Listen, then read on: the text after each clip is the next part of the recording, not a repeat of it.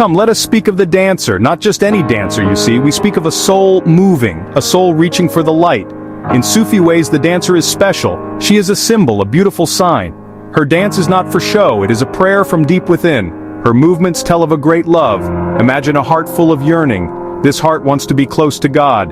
The dancer shows this yearning. Her every step is a word of longing. She is like a flower turning to the sun. The sun is the divine beloved. The dancer moves in this holy light. She is a story of devotion, alive and breathing. Her dance is a bridge to the heavens. It connects this world to the next. The dancing girl, some may call her. They might see only the outer form, but Sufis look with the heart's eye. They see the spirit's beautiful flight. She represents the soul on its journey, a journey towards the true friend.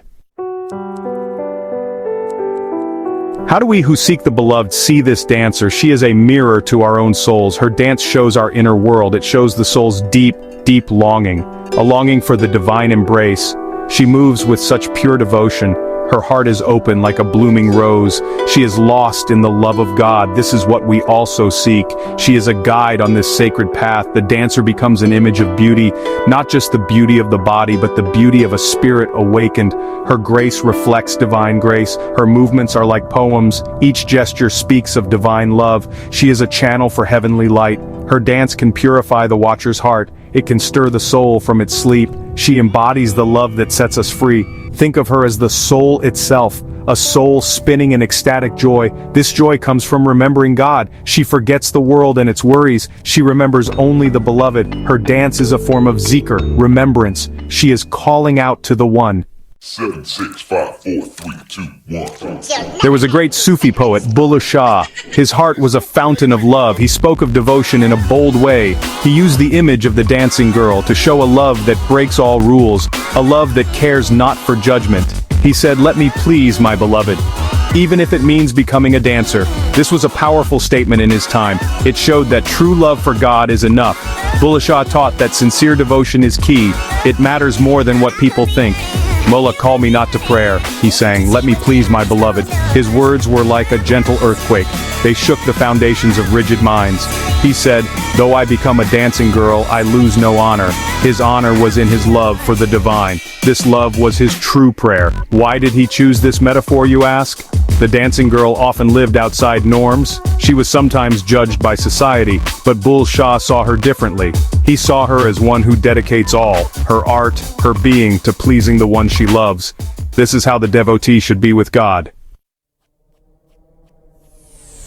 I too have spoken much of dance, for dance is the heartbeat of the universe. Everything in creation is in a sacred dance. The planets spin around the sun, the atoms whirl in their tiny spaces.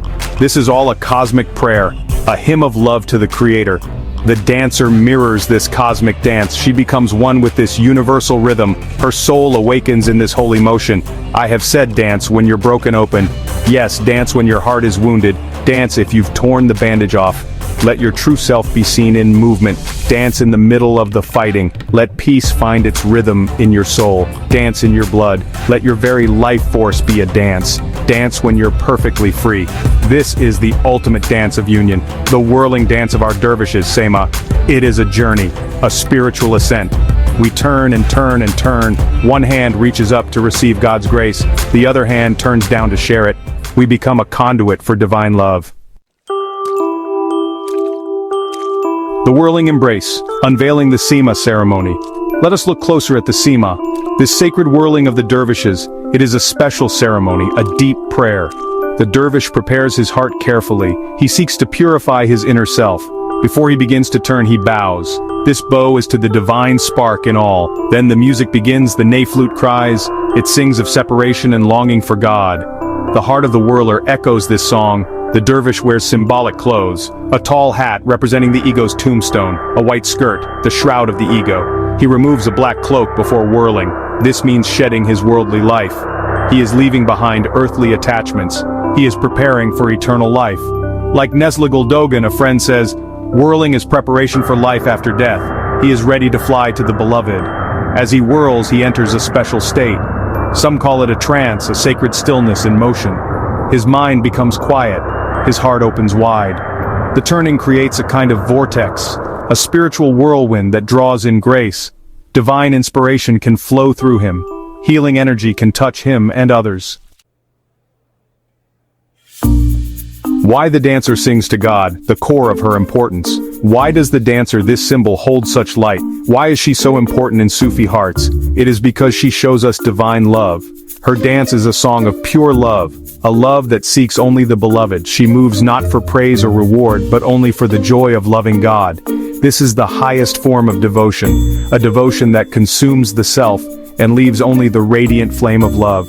Her dance also speaks of ecstatic union, that moment when the soul meets God, when the drop merges with the ocean. Her twirling can bring this feeling, a feeling of being one with everything, a feeling of boundless joy and peace. This is the goal of the Sufi path, to experience this divine union here and now. The dancer, in her ecstasy, tastes this. She becomes a living example of this aim. Furthermore, her dance is a path to freedom. Freedom from the chains of the ego, freedom from worldly desires and fears. When she dances, she lets go of everything. She transcends the limits of her small self. She enters a larger reality, a vast space. This is liberation, true spiritual freedom. Moving metaphors. The deeper meanings in Sufi dance. The dance in Sufism is rich with meaning. It is a language of beautiful metaphors. These metaphors help us understand the soul and its journey towards the divine light. The dance itself is a metaphor for life, the soul's path through this world. Sometimes the steps are joyful and light, sometimes they are heavy with sorrow, but through it all the soul keeps moving towards its ultimate destination, God. One powerful metaphor is the soul's journey. The dancer's movements show this journey, the trials and tests along the way, the moments of doubt and the moments of faith, the longing for guidance, for a glimpse of the beloved. Each spin, each gesture tells a part of this story. It is a story of searching and finding, of falling and rising again, stronger. The dance is the soul's pilgrimage, a sacred walk towards divine love and knowing. The whirling, as we have seen, is special. It represents the turning of the cosmos, the planets, the stars, all in motion. This shows the unity of all creation. Everything is connected, all praise the one. The whirling also means spiritual ascent. Like a spiral staircase, it leads upwards.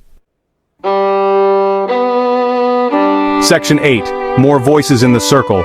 Wisdom from Sufi saints. Many Sufi saints have spoken of these truths. Their words light up the path for us. Hazrat Inayat Khan, a wise teacher, said, "The dance is a poem of which each movement is a word."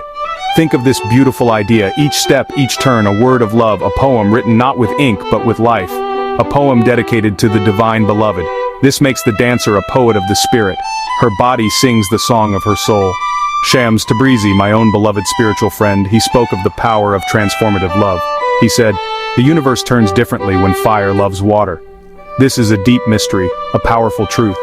Divine love, like fire, changes everything. It can make opposites meet and dance. The dance of the Sufi is often born from this fire, this intense love for God that burns away the self. It is a love that transforms the dancer and makes the universe itself seem new. Bulleh Shah, whom we met earlier, also said, "Break the mosque and break the temple, break what can be broken, but do not break the human heart within which God abides." This reminds us where true worship lies, not in outer buildings but in the heart. The dancer's devotion comes from this inner temple. An endless rhythm, the timeless call of spiritual dance. The call to dance with the divine is timeless. It is not just a Sufi practice, it echoes through many lands and ages. Look back in time, you will see it. Ancient peoples danced their prayers. In caves, paintings show dancers from long ago, 9,000 years before the Common Era. Egyptians danced for their gods. Greeks danced in their sacred rituals. Even in Jewish traditions, dance had a holy place. This tells us something very important. Dance is a universal language of the spirit. It is a natural way for humans to connect with something larger than themselves, with mystery, with joy, with the sacred. It is a way to celebrate life, and to express our deepest feelings, our hopes, our sorrows, our love.